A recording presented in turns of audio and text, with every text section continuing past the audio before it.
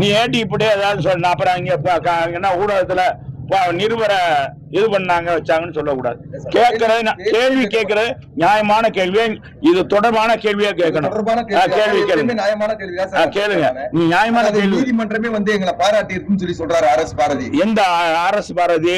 இப்ப அது என்ன, எந்த இதுல பாராட்டி இருக்காங்க?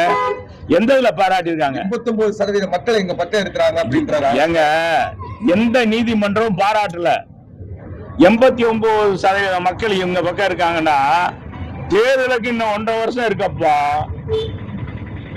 இது வந்து என்ன மராத்தான் ரேஸ் மாதிரி, தேர்தலுக்கு 1 வருஷம் இருக்கு. இப்பவே தேர்தல் பணியை முடிக்கிட்டாரு யாரு? முதலமைச்சர்.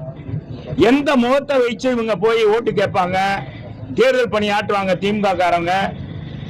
திமுக காரங்களாம் புழங்கி மனம் புழுங்கி போயிட்டு இருக்காங்க தம்பி, மனம் புழுகி போயிருக்காங்க. இந்த மக்கள்கிட்ட போய் எப்படி சொல்லி ஓட்டு கேட்குறது? விலைவாசி பல மடங்கு ஏறி போச்சு, அனைத்து விலைவாசி ஏறி போச்சு, சட்ட ஒழுங்கு மோசமா போச்சு. இன்னைக்கு மிட்டாய் வடிவில் பாத்தீங்கன்னா நேத்து கூட எடுத்து போட்டிருக்காங்க, மிட்டாய் வடிவில் அதாவது பட்டன் வடிவில் போதைப் பொருள் வருதுங்க. அப்புறம் என்னடான்னா ஒரு இடத்துல பார்த்தோன்னா கூகுளிப்பா, அது கூட தெரிய மாட்டேதுப்பா. அது சாப்பிட்டு வந்ததுனால மாணவர்கள்லாம் ஆசிரியரோட சண்டை போடுறாங்கன்ற ஒரு ஆய்வு பண்றாங்க. இந்த அளவுக்கு மோசமா இருக்கு சட்ட ஒழுங்கு. இதுல அண்ணன் ஆர்எஸ் பாரதி அப்புறம் இளங்கோ வர அவர் சொல்ற சப்பக்கட்டு. இன்னைக்கு என்னன்னா நம்ம சட்டத்துறை அமைச்சர் மூடி மறைக்க பார்க்கிறார். இது நாங்க மேல்முறையீடு செய்வோம். என்ன மேல்முறையீடு செய்ய போற? எவ்வளவு அசிங்கம் இந்த ஆட்சிக்கு. ஆட்சி வந்ததுல இருந்தே இந்த ஆட்சி தமிழ்நாட்டு மக்களுக்கு விடியலே இல்ல. உண்மையான விடியல் கிடைக்கணும்டா இந்த ஆட்சியை விரைவா வீட்டுக்கு அனுப்பணும். அந்த நிலையில இருக்காங்க. அந்த விரைவா அனுப்புற பணிய எங்க எடப்பாடியார் கையில எடுத்துட்டார். எம்ஜிஆரை விட அதிமுக ஆட்சியோட திமுக ஆட்சியில குற்றங்கள் குறைவுதான், அதனால அதை பத்தி பேச எடப்பாடியாருக்கு தகுதி இல்லைன்னு ஆர்எஸ் பாரதி கொஞ்சம் முன்னாடி பேட்டி கொடுத்திருக்காரு.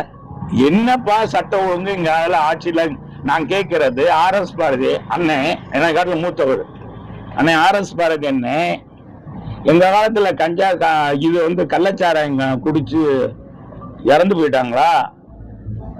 2 தடவை கள்ளச்சாராங்க இந்த மாதிரி இறந்து இருக்காங்களா?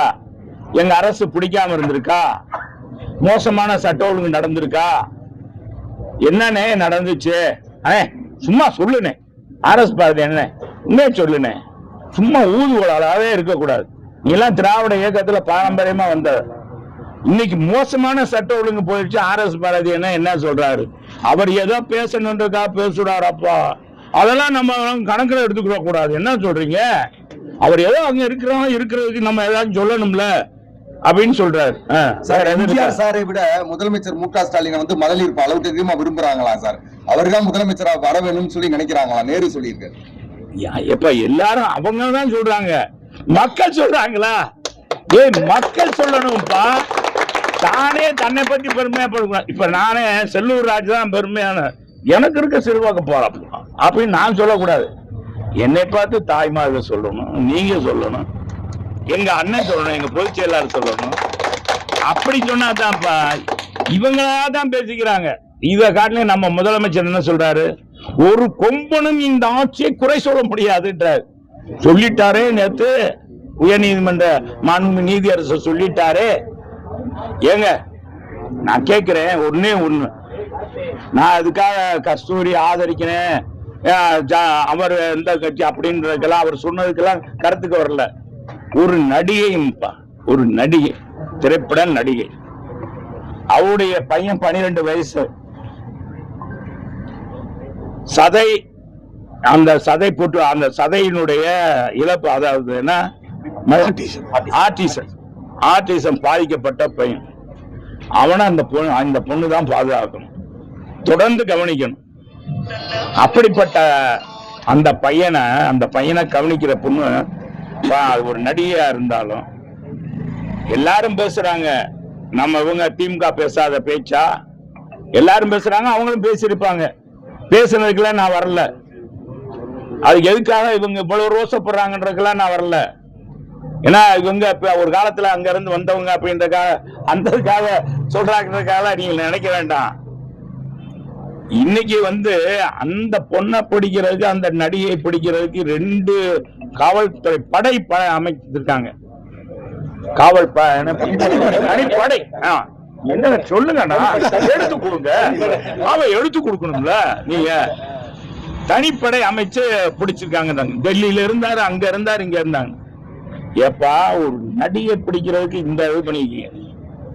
நான் கேட்கிறது இந்த அரசாங்கத்துக்கு, செந்தில் பாலாஜி தம்பி செந்தில் பாலாஜி உள்ள போய் எத்தனை வருஷம் ஆச்சு? 1 வருஷத்துக்கு மேல ஆகி போச்சு. ஆமா 1 வருஷத்துக்கு. ஆமாண்ணா, 1 வருஷத்துக்கு மேல.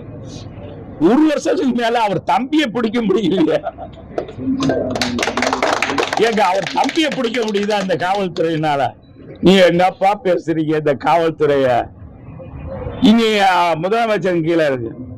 ஏன் பேசுவா? எனக்கு சொல்லணுமா? நீங்க சொல்லணுமாப்பா? எதுவும் இதுக்கு மேல என்னத்த சொல்றதுன்னு நினைக்கிறீங்க? கூட இந்த அரசாங்கத்தை மாற்றன்றதுல மக்கள் முடிவா இருக்காங்க, தெளிவா இருக்காங்க. என்னைக்கு எத்தனை நாளைக்கு முன்னால ஆரம்பிச்சாலும் சரி, தேர்தல் பணி ஆரம்பிச்சாலும் இந்த வர்ற தேர்தல்ல திமுகவே வீட்டுக்கு அனுப்பிச்சிருவாங்க, திமுகவோட சேர்ற கட்சியும் வீட்டுக்கு அனுப்பிச்சிருவாங்க. அது எவ்வளவு என்ன பேரம் பேசி திமுக கூட்டணியில் அவங்கள வச்சுக்கிட்டாலும் சரி, அவங்களோட ஆத்துல அள்ளிட்டு போகும்போது, ஆத்துல இழுத்துட்டு போகும்போது அவங்களையும் இழுத்துட்டு போயிடும்.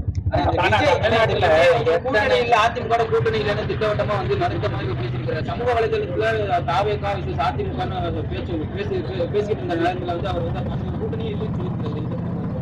எங்க பொதுச்சு எல்லாரும் கூட்டணி இருக்குன்னு சொன்னாரா? இல்ல தம்பி, சரிங்க, நான் சொல்ற கேளுங்க. சமூக வலைதளத்துல 1000 பேசுவாங்க தம்பி. எங்க பொதுச் செயலாளர் சொன்னாரா? தம்பி விஜய் சொன்னாரா கூட்டணியில இருக்கோம் அப்படின்னு சொன்னாரா? நான் கேட்கிறேன் உங்க, நீங்க தான் கேள்வி கேட்டீங்க. நான் கேட்கறது இந்த 2க்கு பதில் சொல்லுங்க. விஜய் சொன்னாரா ஏற்கனவே கூட்டணி இருக்குன்னு சொன்னாரா? வர்ற தேர்தலில் கூட்டணின்னு அறிவிச்சுட்டு இப்ப இல்லைன்னு சொன்னாரா? அவங்க கட்சியை விளக்குறாங்க. நானே ஏற்கனவே பலமுறை சொல்லியிருக்கேன். பலமுறை உங்க ஊடகங்களை சந்திக்கும் போது விஜய் கட்சி ஆரம்பிக்கிறது எங்களுக்கு மகிழ்ச்சி, எங்களுக்கு சந்தோஷம். ஒரு இளைஞர் தமிழ்நாட்டில், ஒரு இளைஞர் அவர் ஏற்கனவே புரட்சி தலைவர் செஞ்ச மாதிரி ஒரு சில காரியங்கள் தான் செய்யறார். புரட்சி தலைவரோடு ஈடுபடுத்தி இல்ல, அந்த இருக்கிற குணமாச்சு இருக்கு. இன்னைக்கு இருக்கிற நடிகர்ல இல்லாத குணம் அவருக்கு இருக்கு. அதனால பாராட்டுறோம். அவர் அரசியல் இயக்கம் வர்றதோ தொடங்குறதுல எங்க வாழ்த்துக்கள் அப்படின்னு நான் சொல்லியிருக்கோம். இது மாதிரி தானே ஒழிய நீங்கள ஊடகங்களை பேசுனாங்க, சமூக வலைதளத்துல பேசுனாங்கன்னா 1000 பேர் பேசுவான், 1000க்குலாம் பதில் சொல்ல முடியுமா? எத்தனை முனை கூட்டணி வந்தாலும் 2026 திமுக தலைமையான கூட்டணி தான் ஜெயிக்கும்னு திருமாவளவன் சொல்லியிருக்கிறார். அவர் சகோதரர் திருமாவளவன் இப்ப கொஞ்ச நாளா பார்த்தா ஆதவ அர்ஜுனா சொன்னதுல இருந்து அவருக்கு என்ன பேசுறதுன்னு தெரியல. என்ன இப்ப நேத்தே ஆதவ அர்ஜுனா சொல்லியிருக்காரு. இவரை பார்க்கும்போது ஒண்ணு சொல்றாரு, முதலமைச்சரா பார்க்க. அப்ப முதலமைச்சர்கிட்ட ஏதோ ஒரு மந்திரம் இருக்கப்பா, ஏதோ சக்தி இருக்கோ. திருமாவளவனுக்கு அவருக்கு இணைக்க முடியாத ஏதோ ஒரு பிணைப்பு இருக்குன்னு நினைக்கிறேன். அதனாலதான் அவர் அப்படி பேசுறாரு. திருமாவளவனுடைய கேரக்டர் கொஞ்சம் இந்த தங்கத்துல கொஞ்சம் குறைவுன்னு சொல்லுவாங்க இல்லையா, அது மாதிரி கொஞ்சம் குறைஞ்சிருக்கு. சகோதரன் நான் மறைப்பிடுறது, நான் சகோதரர் எப்பவுமே திருமாவளவனை ஒரு போர்க்குணம் மிக்கவர், எடுத்ததால பின்வைக்காதவர், முன்னெடுத்து சொல்லக்கூடியவர். அவர் சமீப காலமா இந்த கூட்டணி பேச்சுவார்த்தை, அதுவும் திமுக உடைய அந்த அழுத்தத்தின் காரணமாக, திமுக அழுத்தத்தின் காரணமாக தான் அவர் இப்படி மாதிரி பேசுறாருன்னு நினைக்கிறேன். இதனால திமுக நம்முடைய திருமாவளவனை சகோதரர் நம்ம குறை சொல்ல முடியாது. ஆளுங்கட்சி என்ன வேணா செய்வாங்க அப்படின்ற அடிப்படையில கூட இது இருக்கலாம். ஆனா திருமாவளவனை மிரட்டவோ உருட்டவோ முடியாது. அதுல எங்களுக்கு எந்த மாற்று கருத்தும் இல்லை. திண்டுக்கல் அமைச்சர் முன்னாள் திண்டுக்கல் சீனிவாசன் பேசிய பேச்சு ஒரு பெரிய சர்ச்சையா இருக்கு. ஏங்க அவர் என்ன இதெல்லாம் கட்சி செயல்பெற கூட்டத்தில் 1000 பேசுவாங்க. அத போய் நான் பேசாத கூட பேசினா ஒரு டிவி காரன் கூட ஒரு இது பண்ணி போட்டிருந்தாங்க. பாத்தீங்கன்னா அப்படி இப்படி நான் தான் அப்படின்னு. எப்பவுமே நான் தான் எந்த அதிமுக தொண்டனும் சொல்ல மாட்டான். எப்பவுமே எவனுமே சொல்ல மாட்டான். அவன் அதிமுக தொண்டனே கிடையாது. டேய், இது எங்க கட்சிடா, நாங்க வளர்த்த கட்சி இல்லையா அதிமுகன்றது.